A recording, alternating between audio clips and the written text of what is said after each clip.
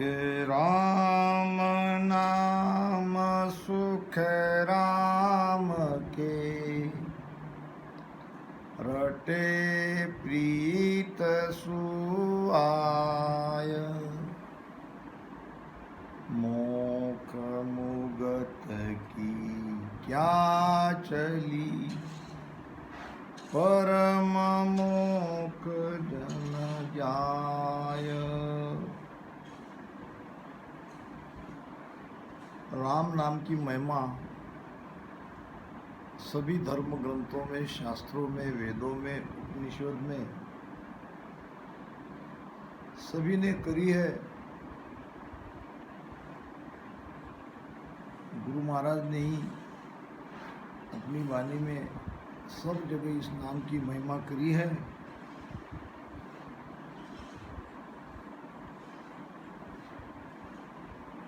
मगर यही महाराज अपनी वाणी में कहते हैं कि सब धर्म छाड़ राम हम रटिया नाव कड़ा नहीं जागी। सतगुरु जाए किया हम ऐसो सुरत गिगन जारी लागी। तो हमारे अंदर भ्रम आ सकता है कि भाई क्या करें। एक जगह तो राम नाम की महिमा है, बढ़ाई है, और एक जगह कहते हैं कि राम नाम रटने से नाम की कला नहीं जागी। दोनों जगह अपनी अपनी जगह वो बात सही है। ये ज्ञान समय समय पे दिया गया है, वो उस समय का था और वो वहाँ ठीक था। अब केवल इस नाम को हम अगर रटनी करते रहेंगे, उसमें प्रेम नहीं लाएंगे, उसके भेद के बारे में नहीं सोचेंगे, तो वो कुदरत कला नियंत्रण नहीं जगेगा। इसलिए वाणी जब हम सुनते हैं, सत्संग सुनते हैं, तो सत्संग में जो भेद बताया जाता है उस पे ध्यान देना चाहिए और ध्यान देकर वैसा ही भजन सुमिरन करने की कोशिश करनी चाहिए। जैसा कि विठल राव के संवाद में महाराज ने बताया, राजा विठल राव को बताया कि ये नियंचर कैसे प्रकटता है। हमारी ध्यान की यात्रा कैसे भीतर में जाती है, आज हम ऐसे विषय पर चर्चा करेंगे। इसके पहले एक छोटा सा महाराज का भजन के द्वारा सत्संग को प्रारंभ करेंगे। भजो तो राम भजी जो रे हरि बिना दूरत जी जो रे। भजो तो राम भजी जो रे हरि बिना दूरत जी जो रे।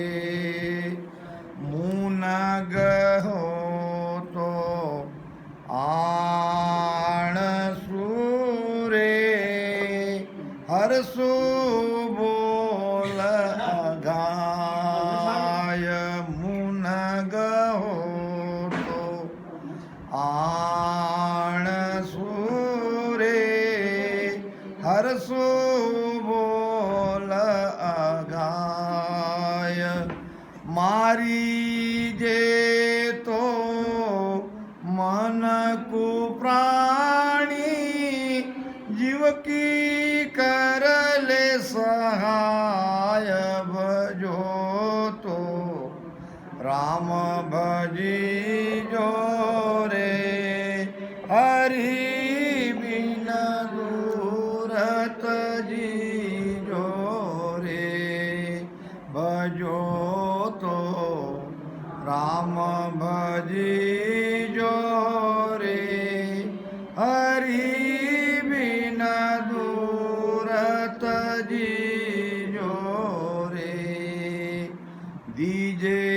तो अन्न दान पूरे, लीजे सो हरि नाम, दीजे तो अन्न दान पूरे, लीजे सो हरि नाम, तजिए तो पर तात कूरे, तजिए तो पर तात कूरे, करिए सो पर काम, भजो तो राम भजियो रे, हरि बिना दूर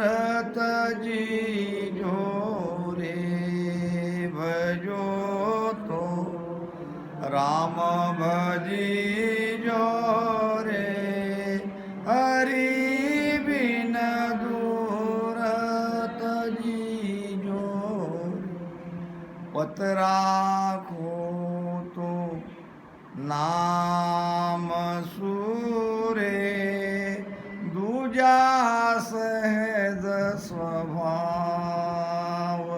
पत राखो तो नाम सूरे, दूजा सहज स्वभाव, आज्ञा गुरु की मानियो रे, और तजो विष खाय, भजो तो राम भजियो रे, हरि बिना न तजियो रे, भजो तो राम भजियो रे, हरि बिना दूर तजियो रे, त्यागी जे तो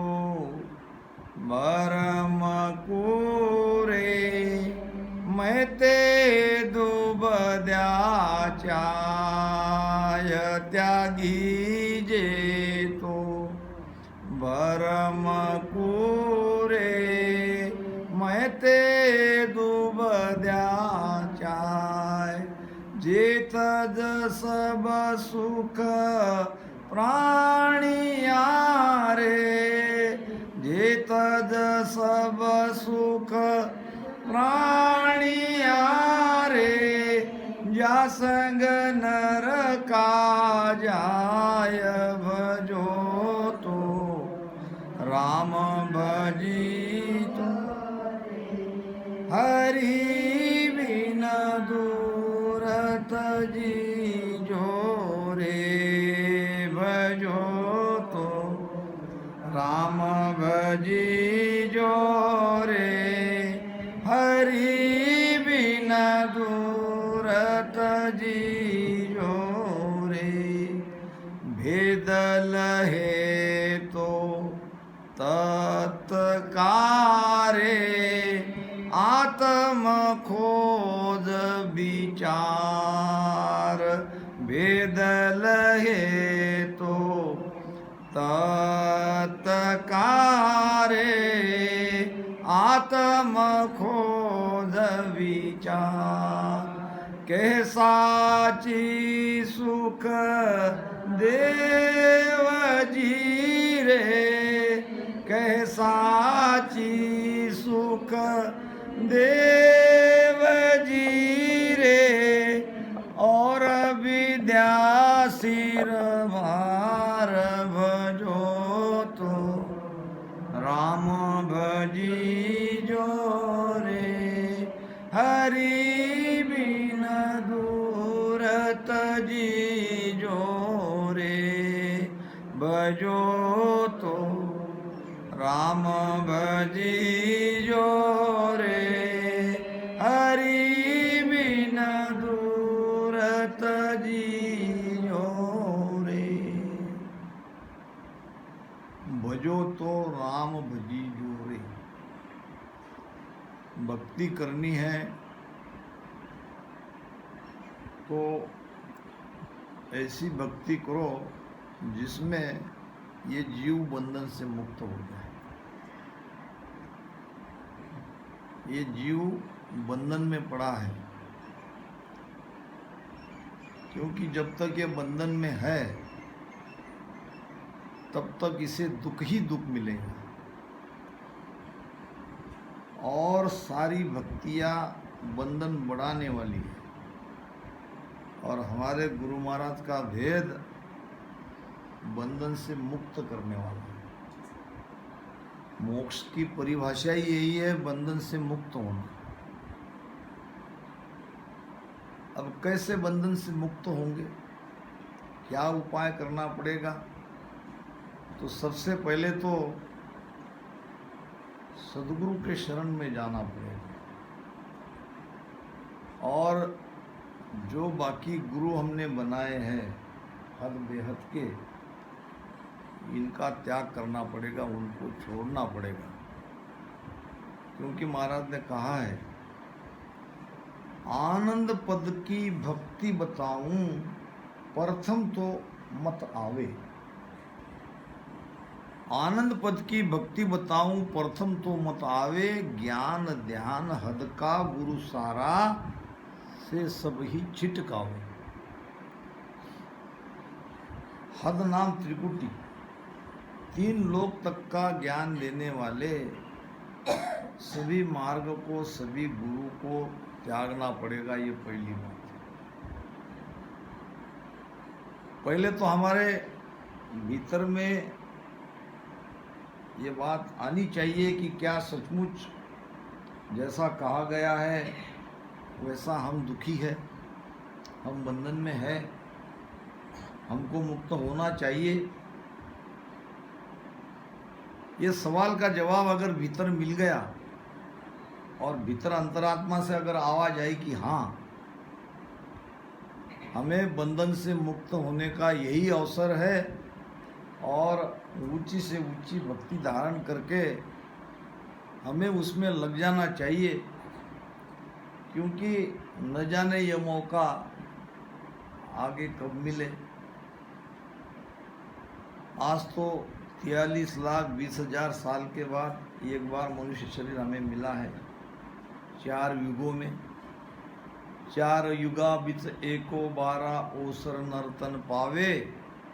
और सतगुरु मिल्या बिना जीव सुना फिर 84 आवे। अब ऐसे कितने युग बीत चुके हैं, कितनी बार हम जन्मे, कितनी बार मरे, इसका कोई वार पार नहीं। ये हमारा सौभाग्य है कि भरतखंड में कलयुग में हमें मनुष्य जन्म मिला, क्योंकि कलयुग का एक अलग महत्व है।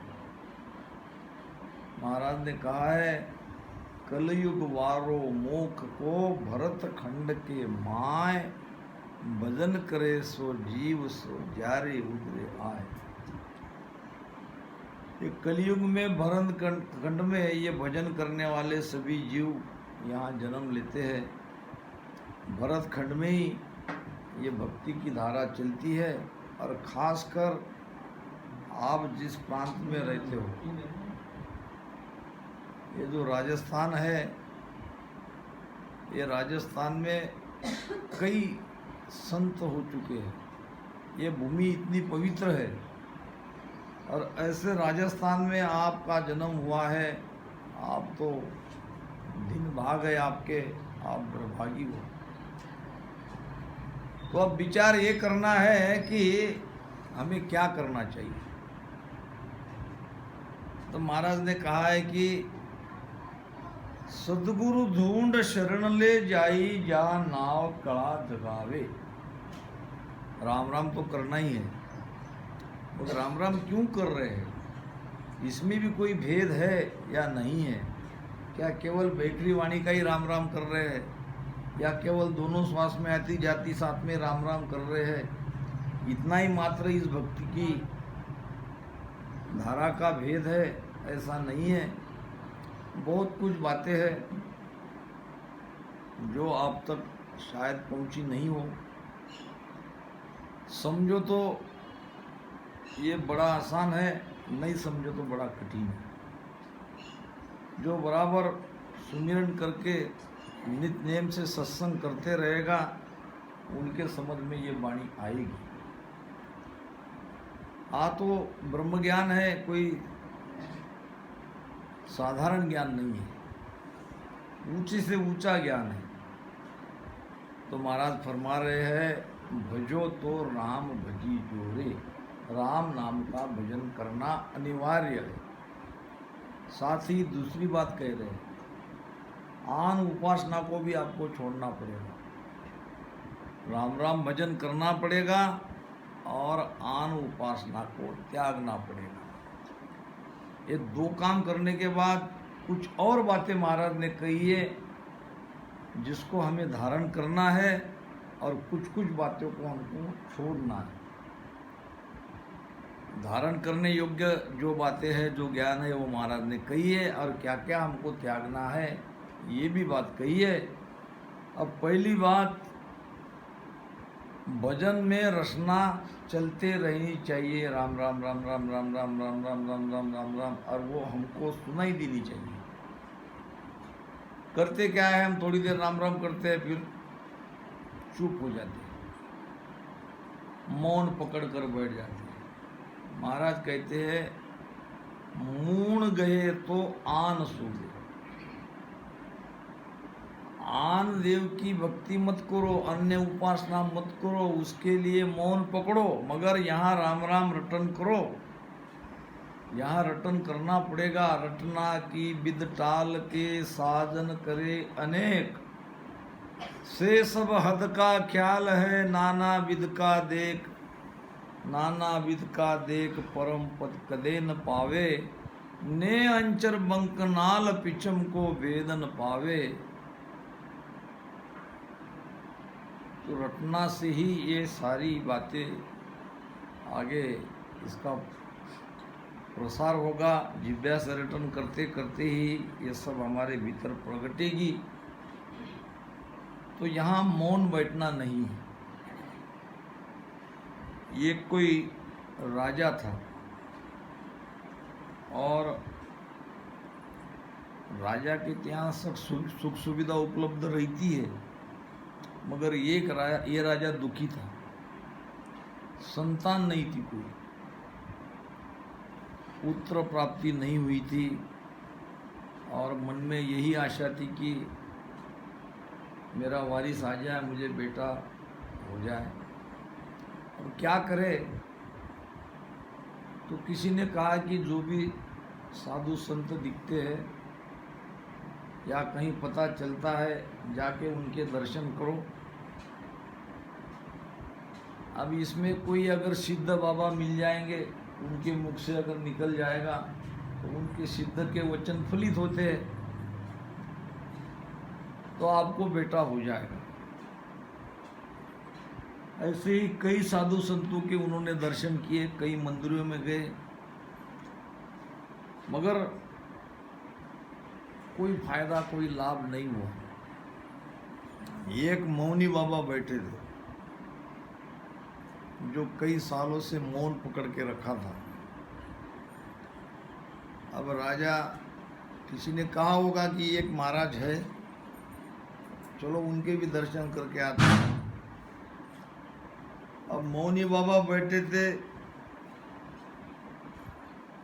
राजा आ गए, उनके चरणों में झुक गए और वहाँ बैठ गए कि बाबा कुछ बोलेंगे, कुछ आशीर्वाद देंगे। बाबा ने तो मौन पकड़ रखा था, वो क्या बोलेंगे। उसने खाली देखा, बहुत देर बैठने के बाद भी कुछ बोले नहीं, तो राजा चले गए। दूसरे दिन और विचार आया कि बाबा तो कुछ बोले नहीं, यहाँ जरूर कुछ न कुछ मुझे मिलेगा। एक आशा जगी। दूसरे दिन भी गए, दूसरे दिन भी दर्शन किया, वहीं बैठे रहे। बाबा ने देखा, बोला कुछ नहीं। ऐसे करते करते एक सप्ताह का समय बीतते आया, बाबा कुछ बोली नहीं। अब फिर दोबारा जब आए तो बाबा को लगा कि चलो अब इसको, ये रोज ही आएगा, अब मैं तो कई बरस से बोला नहीं हूँ, मगर अब आज इसके लिए बोलना पड़ेगा, इसका पीछा छुड़ाना पड़ेगा, नहीं तो ये रोज आएगा। तो जब राजा आए, दर्शन किया, बैठे और देखा, राजा ने भी देखा, एक याचना का भाव उसके चेहरे पर दिख रहा था। गुरु महाराज कृपा करो। बाबा ने कहा क्या चाहते हो? तो उसने कहा पुत्र प्राप्ति, संतान नहीं है। तो मौनी बाबा ने कहा पीछा छुड़ाने के लिए जाओ, हो जाएगा। अब बाबा तो सिद्ध महात्मा थे, उनका वचन वो तो सत्य होना ही था। राजा खुशी से चले गए। ऊपर आकाशवाणी हुई, तुमने इनको वचन क्यों दिया? इनके भाग्य में संतान का सुख नहीं है और तुमने उनको दे दिया। अब साधु महाराज ने कहा अब क्या करूँ, ये मैं पीछा ही नहीं छोड़ रहा था, मैंने कह दिया। अब कहने से काम नहीं चलेगा, अब तुम ही ये शरीर को छोड़ो और उनका बेटा बनो, रानी के गर्भ में जाओ। अब जो मौन था, बड़े आनंद से अपना ध्यान सुमिरन कर रहा था, एक बार बोलने से उसको ये शरीर छोड़ना पड़ा और रानी के गर्भ में जाना पड़ा। समय पर बेटा बन के ये संत पैदा हुआ राजा का। सारी नगरी आनंद ही आनंद, राजा को बेटा हुआ, राजा को संतान प्राप्त हुआ। राजा भी बड़ा सुखी था, संतान सुख उसे मिलने वाला था। अब जैसे बेटा बड़ा होते गया, एक चीज रानी ने नोट की कि ये बोल नहीं रहा है, कहीं अपना बेटा गूंगा तो नहीं। अब वो तो स्वयं वो संत जी थे जो उनके बेटा बन के आए, तो पूछो तो पता था एक बार बोलने से क्या हुआ। एक बार बोलने से उसको शरीर छोड़ना पड़ा, दोबारा जन्म देना पड़ा। तो राजा ने उस जमाने के सारे हकीम वैद्यों को बताया।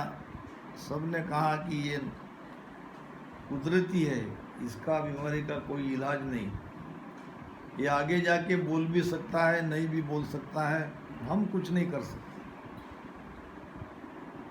धीरे धीरे बड़ा होता गया, सुख तो मिला जरूर, मगर ये रानी माँ दुखी थी। बेटा माँ नहीं कह पा रहा था, माँ शब्द सुनने के लिए वो आतुर थी। अब वो धीरे धीरे धीरे धीरे उम्र बढ़ने लगी। भीतर में एक संतोष था कि चलो न बोले तो न बोले, मगर बेटा तो है, संतान सुख तो हमें मिल ही रहा है। 20 साल का हो गया,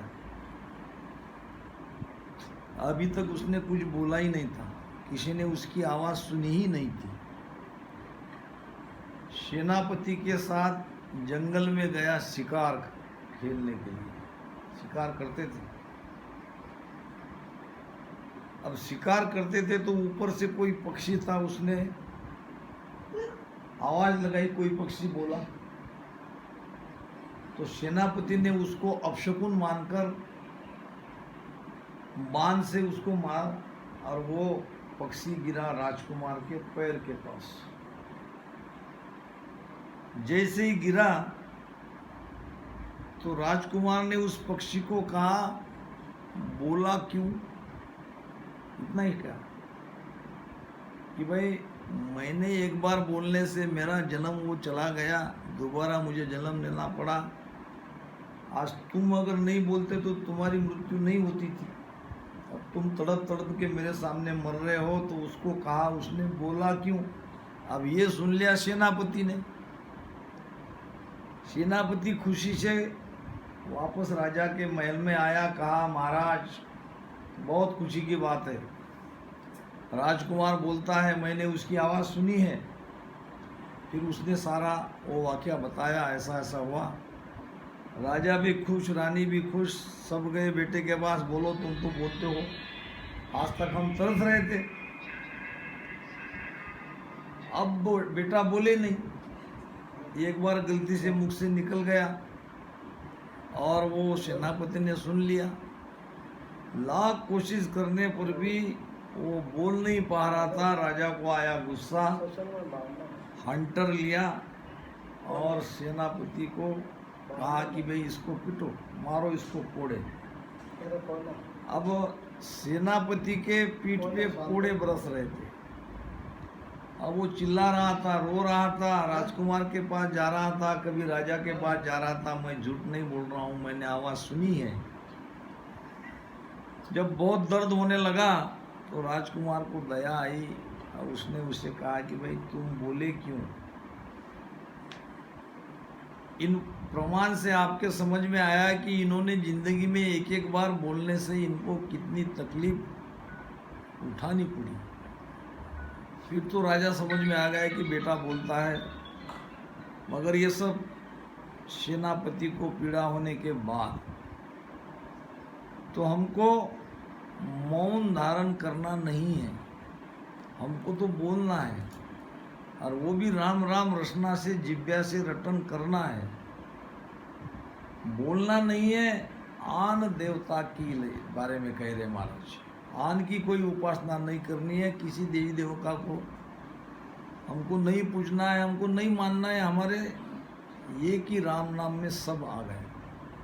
तो मून गहे तो आन सूरे हरसु बोल अघाय। अघाय नाम जब तक तृप्तता न आ जाए उसको कहते हैं अघाय। जब तक पूरी शांति न आ जाए, इतना रसना से राम राम रटन करो। और मारी जे तो मन को प्राणी, जीव की कर ले सहाय। मारना किसी और को नहीं है। दूसरों को मारोगे तो उसका पाप सिर पर बैठेगा। हमारा शत्रु, हमारा बैरी कहीं बाहर नहीं है। कबीर साहब कहते हैं कि तेरा बैरी कोई नहीं, तेरा बैरी मन। अब किसको मारना है? मन को मारना है। मारी जे तो मन को प्राणी, जीव की कर ले सहाय। इस जीव की सहायता करनी है। जीव को 84 के बंधन से मुक्त करना है तो आपको मन को मारना पड़ेगा। अच्छा, मन जीवित कैसे है? पहले तो ये सोचना पड़ेगा कि मन जीवित भी है क्या मृत है? वो पहले ही मरा हुआ रहेगा और हम उसको मारने जाएंगे। मन जड़ है, मन चेतन नहीं है। फिर मन का सारा कार्य कैसे चलता है, उसका आधार क्या है? मन का आधार है हम। मन हमारे आधार से ये अपना सारा कार्य करता है।